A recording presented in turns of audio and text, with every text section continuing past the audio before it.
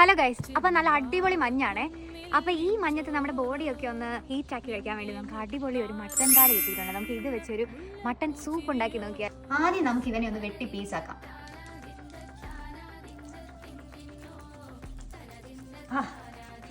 ഇന്ന അടിപൊളി പീസാ നോക്കിയേ.